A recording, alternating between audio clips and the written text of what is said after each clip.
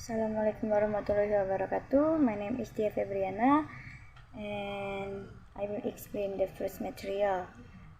What is instructional design? Science of instructional design is relatively new. Throughout history, a number of individuals gave careful thought to the design of instruction. By 1915, the application of scientific methods to the solution of educational problems had won out among the leaders in American education, setting the stage for the development of device linking science, which scholars such as Neil Baker, 1974, suggest is the discipline of instructional design. As a linking science, instructional design is a discipline that constantly looks to the findings of other disciplines to study and improve methods of developing, delivering, and evaluating instruction and instructional practices. The Applied Research Laboratory at Penn State University is attributed with developing a four-part definition of instructional design. 1. Instructional design as a process. Instructional design is the systematic development of instructional specification using learning and instructional theory to ensure the quality of instruction. 2. Instructional design as a discipline. Instructional design is that branch of knowledge concerned with research and theory about instructional strategies and the process for developing and implementing those strategies. 3. Instructional design as a science. Instructional design is the science of creating detailed specification for the development, implementation, evaluation, and maintenance of situations that facilitate the learning of both large and small units of subject matters at all levels of complexity. 4. Instructional design as reality. Instructional design can start at any point in the design process. Often, a glimmer of an idea is developed to give the core of an instruction situation. By the time the entire process is done, the designer looks back and she or he checks to see that all parts of the science have been taken into account. Then the entire process is written up as if it occurred in a systematic fashion. An instructional designer's job is to create something that enables a person or group of people to learn about a particular topic or develop or improve a set of skills, or to encourage the learner to conduct further study. The something created can take many forms: a lecture, a multimedia presentation, the curriculum for a year's study, a piece of computer software, an in-person demonstration, or a test preparation booklet. Instructional design advocates making use of the available research on how people think, how people learn, the technologies available for communication, and method of analysis.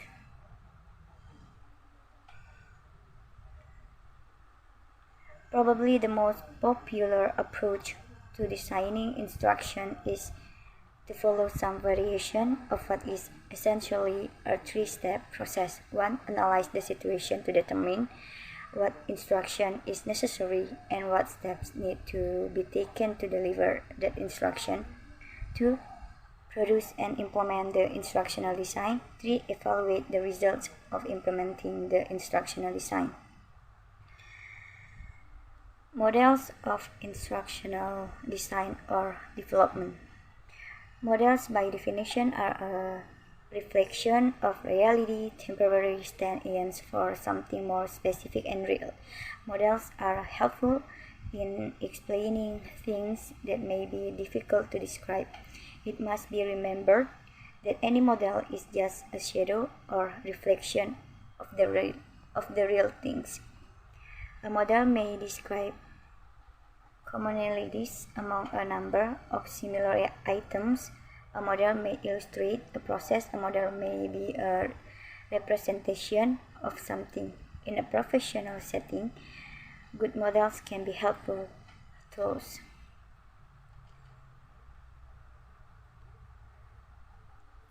The systems approach model for designing instruction.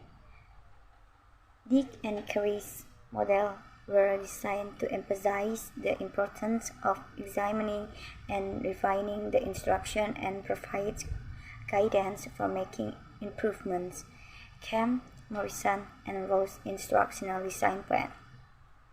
The Kemp, Morrison, and Rose Plan is expressed in 9 elements. 1. Identify instructional problems and specify goals for designing instruction. 2. Examine learner characteristics that will influence your instructional decisions. 3. Identify subject content and analyze task components related to state goals and purposes. 4. Specify the instructional objective. 5. Sequence content within each instructional unit for logical learning. 6. Design instructional strategies so that each learner can master the objective. 7. Plan the instructional message and develop the instruction. 8. Develop evaluation instruments to assess the objective. 9. Select resources to support instruction and learning activities.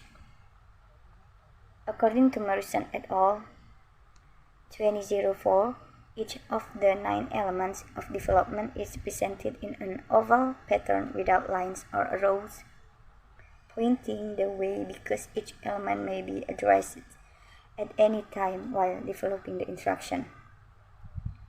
Merrill's pebble in the pond model. The model he developed reflects this principle. He named pebble in the pond. It articulates 6 design phases.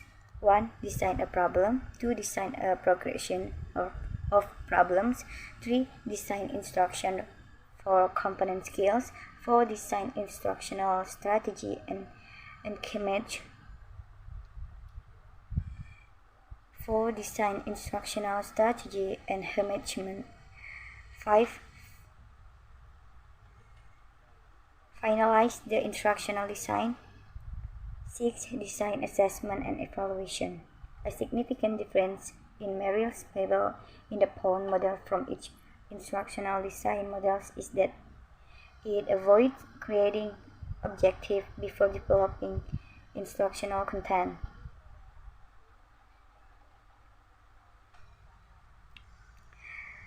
Merrill suggests avoiding writing objectives early in the process because he maintains they tend to change as the instruction is developed.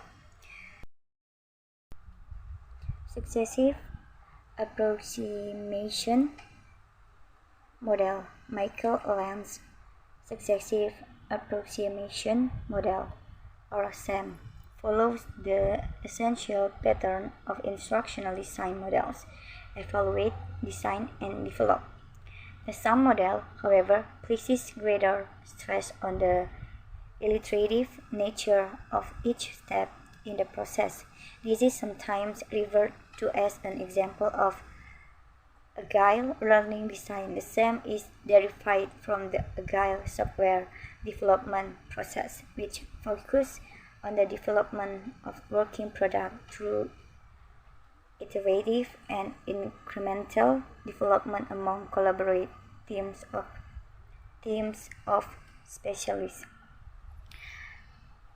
A special case, or AD, one of the most commonly used descriptions of instructional design or development is by AD. AD is an acronym for Analyze, Design, Develop, Implement, and Evaluate. AD is particularly useful as a framework for comparing and constructing more formally and completely developed instructional design or development models. Caveat: the models described in AD are intended to guide individuals through the process of creating and evaluating instruction.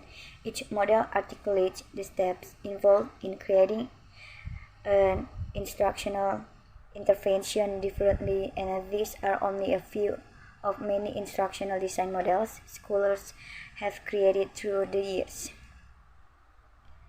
Often an instructional designer makes use of a particular model because it is popular within his or her professional setting. Professional instructional design practice.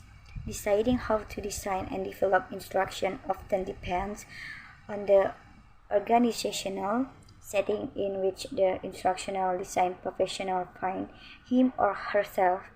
Organizations that have established traditions of delivering instruction may demand that certain forms be followed. Today, most instructional design teams consist of a variety of specialists including artists, writers, subject matter experts, programmers, project managers, assessment specialists, and evaluators. At the same time, many teachers, human research specialists, and media producers design and produce instruction on their own or in very small groups. The approach you take to designing instruction will, of course, depend heavily on your professional setting and available resources. Traditional approaches: analyze, develop, and evaluate. What are generally considered traditional approaches to instructional design are in fact based on relatively recent developments in the theory of how people think about the way the world works. Like psychologists, educators use a variety of theories to explain and predict how learning and instruction work. However, no educational theory is universally accepted, and no one knows the absolute truth about instruction and learning environments. In examining a system's approach to designing instruction, Hoban wrote, "In any system, everything is related to everything else, sooner or later, in one way or another." This means that every essential element, factor, or component can seriously affect the final product, outcome, or output of the system. This follows from general system theory. System theory causes educators to examine how the various factors that influence learning interact to create a complete instructional experience. How the learner thinks, what the learner knows prior to the instructional event, what motivates the learner, how the teacher teaches, what the consequences of evaluation are, and many other factors became object of consideration. This once innovative approach to instruction has become the modern standard. Thank you. That's all from my material. My name is Rizqi Fadlliah, and now we're gonna talking about the discipline of instructional design. So, in this slide, we can see the statement of the expert about the discipline of instructional design. The first one, instructional systems design has been criticized as generating models that are too complex to use effectively and focusing too much on strictly observable or behavioral outcomes without addressing the more subtle aspects of learning that include reflection, retention, and motivation. Alesi and Trolip 2001. Next, having shifted from placing all responsibility on the learner without regard for the design of the instruction, teaching had shifted to a point where the learner was becoming an overlooked portion of the instructional design process. In the 1980s and 1990s, instructional design theorists began to develop models that include approaches that diverge from the strictly behavioral. Cognitive and constructive approaches became the topics of discussion and research. Alesi and Trolip 2001 and Regelut 1999. Okay, we move to the next material. about the eclecticism and postmodern approaches. We have offered a general definition for the term postmodern, or after the historical period referred to as modern. However, the guiding principles of postmodern thought are far more difficult to define. Postmodernism is concurrently an historical approach, an intellectual movement, and a general social condition. Kalinka 2004, Solomon 2000. Postmodernism may also be referred to as post-positivism because the modern approach was positivistic. In a positivistic worldview, any problem has only one correct answer. Post-positivism suggests that any one problem may have a number of different correct answers depending on the worldview of the person attempting to derive the answer. And according to Solomon 2000, page 423, a postmodern philosophy of instructional design has the following tenets at its core. 1. The philosophical core of postmodern instructional technology is a belief in pluralism, which can be described as respect for difference and resistance to a single explanation. Second, knowledge, truth, and reality are constructed by the people and the groups of the people. Third, criticism is an appropriate method for inquiry in instructional technology. The fourth, systems are interpreted as highly complex entities with adaptive qualities. And furthermore, postmodernism in instructional design does not necessarily reject the more traditional system approach. To some extent, postmodern thought suggests only that the system may be far more complex than anyone had originally thought. Postmodernism concedes with the proliferation of computing tools that allow individuals a greater degree of freedom in creating sophisticated printed work and interactive software. Before the proliferation of desktop publishing and multimedia authoring programs, creating high-quality instructional media was the province of specialists.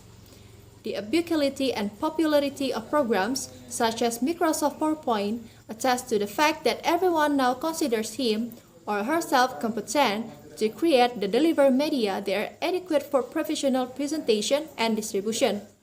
Prior to the mid-1980s, an individual had to rely on a trained specialist with access to esoteric tools to create materials such as handouts, brochures, slides, presentations, videos, and interactive software. Instructional designers became aware of the limitation of a system approach around the same time that they came into control of tools that would allow them to design and create instructional media without having to entirely rely on those who specialize in the development and production portion of the instructional design or the development process. Okay, next we move to cognition and basic cognitive function. Cognition is the mental process of knowing, including aspects such as awareness, perception, reasoning, and judgment. In essence, cognition includes all of the brain's mental input and output. Cognition encompasses basic activities, from using our language and math function during a trip to the hardware store to making complex decisions such as selecting between two job offers to writing a creative story to being able to understand another person's perspective. We continue our material about the basic cognitive functions. The first one is memory. Memory is a set of active processes that encode the information. Memory places information into packages or packets, making information easier to recall and allowing it to be associated with related items already in memory. The second, mental power. Mental power is the basic energy that supports mental activity. It refers to how much mental work can be performed during a specific period of the time. The third, specific cognitive abilities. These functions refer to an individual's stored supply of knowledge and skills. Executive abilities include such higher-order thinking skills as being able to anticipate the future needs and planning accordingly, the ability to set priorities, and being able to self-correct and regulate the actions. And the last, about metacognition.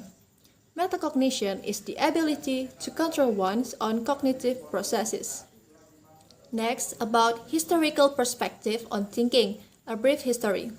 Historically, thinking was consigned to the realm of philosophy. Possibly, the earliest theory about how the mind works was offered in the 4th and the 5th centuries by Greek philosophers such as Empedocles, Democritus, and Epicurus. These philosophers believed that the mind perceived images given off by the objects. These perceived images were then copied as scenes, impression, and stored into the memory. Knowledge then becomes a matter of knowing these mental copies, and the earliest copy theorists suggested that the mind knew directly what the sensory nerves brought it. Hearns and Boring, 1965, as cited in Driscoll, 2004, page 18. And as a contrast, a very different perspective suggested by Plato and much later by Kant, generally known as idealism, states that the mind does not directly comprehend reality or copy it. With this perspective, reason is considered to be the primary source for understanding and knowledge. The major proposition behind this perspective is that all the data coming from the senses are interpreted by the mind according to the mind's innate tendencies. Collinson, 1978, and Driscoll, 2004. And that's all of my material. Thank you for the attention. My name is Siti Nur Adinda, and I will continue the explanation of the next material, a modern view on thinking, the shift from philosophy to psychology. As we know from the explanation before that, historically, thinking is on the realm or on field of philosophy, and while philosophy continues to play a role in how thinking and thinking process are conceptualized, the emergence of psychology, especially educational psychology, in the mid to late 19th century has had and continues to have the most significant influence on how instructional designers view thinking. Before we see the major psychological perspectives of thinking, let's recall a little about the two major philosophical perspectives of thinking. The first one is positivism. The keywords are logical reasoning or knowledge and empirical experience. Positivist believes that there are only two sources of knowledge. The first one is logical reasoning, and then the second one is empirical experience. Logical knowledge includes mathematics, which is formal logic, and then empirical knowledge includes such areas as physics, psychology, and biology. Experience is the only judge of knowledge. And then the second is interpretivism. It views that knowledge is a matter of perspective. In order to understand the world, an individual must interpret it. Now, let's continue to the major psychological perspective of thinking. There are two major perspectives with several variations that dominated the way instructional designers view how people think and in turn how people learn. It is important to keep in mind that as an instructional designers, neither perspective is better than the other. Each perspective offers important contributions and informations that help us as instructional designers understand how individuals think and how people learn. Alright, so the first is behaviorist perspective, or also known as behaviorism. It dominated psychology for the first half of the 20th century. According to behaviorists, mental processes are invisible and therefore cannot be studied scientifically. What can be observed by us is the outward behavior, or how organisms or humans respond to different stimuli. The early foundational work of behaviorism was carried out by individuals such as Pavlov, Thorndike, Watson, and Guthrie. Next, psychologists in the years following World War II began to move away from behaviorism toward a different perspective of the mind and how people think. This perspective was distinguished as cognitivism or the cognitive perspective.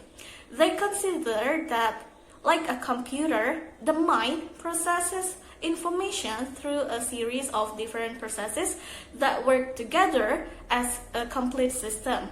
Several known individuals for this perspective are Vygotsky, Dewey, Piaget, and Brunner. Next, there is constructivism, a variant of cognitivism. It is centered around the principle that an individual constructs his own understanding of the world he lives in by reflecting on his experiences. There is also neuroscience, or the study of the brain and nervous system. Neuroscientists focused on interpreting how the brain controls all of its varied and diverse functions to understand someone's behavior. And then the last one is postmodernism. To the postmodernist, thinking is a dynamic, ever-changing function that depends upon an individual's interpretation of the world the individual lives in. Next, an instructional designer's view on thinking. Instructional designers perceive thinking as a complex process that includes various interconnected elements and therefore cannot be encapsulated or described in one neat and tidy description or theory. Instructional designers tend to take a system theory approach when it comes to looking at thinking and learning by exploring it from several different perspectives, rather than focusing narrowly on one aspect of what thinking is or is not. Next, we come to what is learning. Learning is defined as being a relatively permanent change in either behavior or in mental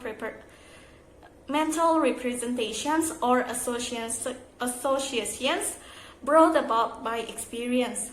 Two very different types of changes can take place when learning occurs. The first is a change in behavior, and then the other is a change in mental representations or associations. Now, let's look at the two major approaches to learning. The first one is a behavioral approach to learning. Behaviorists believe that by learning, there will be a change to the behavior, and then the learners learn by doing. Second, cognitivist approach to learning. Cognitivists believe that after learning, there will be a change in mental representations, and then the role of learner here as an active participant. And then one more approach to how people learn is very different from the two of them, which is a constructivist approach to learning. It takes in information from the world, filters and uses it to make his or her own unique reality. Now let's come to the types of learning. There are three commonly used learning domains that refers to specific types of learning: cognitive, affective, and psychomotor. The first one is the cognitive domain, or it is formally referred to as Bloom's taxonomy of the cognitive domain. It describes 6 levels of knowledge, comprehension, application, analysis, synthesis, and evaluation. At the bottom level of the domain, which is knowledge, individuals are able to remember basic information. Just remember it. Meanwhile, with evaluation, the highest level, individuals are capable of making judgment about complex ideas, materials, and processes. Second is the affective domain. It deals with emotional responses. The levels range from the least committed to the most committed. The levels are receiving, responding, valuing, organizing, and valuing. At the basic level of this domain, receiving, an individual is able to pay attention to a certain idea, for example, listening to music, but does not show any interest. Meanwhile, with valuing, the highest level, an individual is capable of adopting a new idea or value and acting consistently with it. For example, they can start appreciating the music. And then the last one is the psychomotor domain. It deals with physical abilities and skills. The levels move from basic physical actions to more skilled and creative movements. The levels are perception, set, guided response, mechanism, complex over response, adaptation, and origination. Next, we come to the summary that we can take from this chapter. The first one, as the understanding of the human mind and how it works continue to grow, instructional designers need to be able to continue to determine how this information can be used in designing successful instructional interventions. And then second, behaviorism stresses that learning is a result of a change in behavior as a result of experience. Meanwhile, cognitivism stresses that learning is a change in mental representations and associations resulting from experience. I think that's all for my explanation. Sorry for any mistakes. Thank you so much. Wassalamualaikum warahmatullahi wabarakatuh.